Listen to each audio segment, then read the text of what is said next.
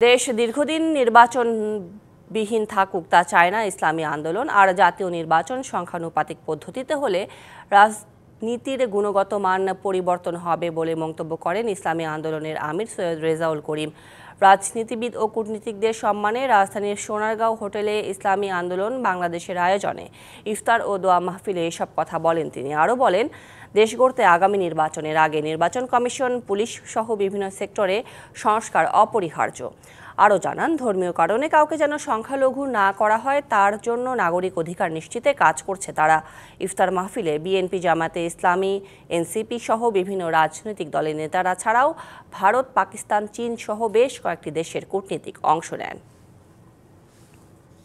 সংবিধান, নির্বাচন কমিশন, জনপ্রশাসন, পুলিশ, দুদক ও বিচার বিভাগের সংস্কার জরুরি হয়ে দাঁড়িয়েছে।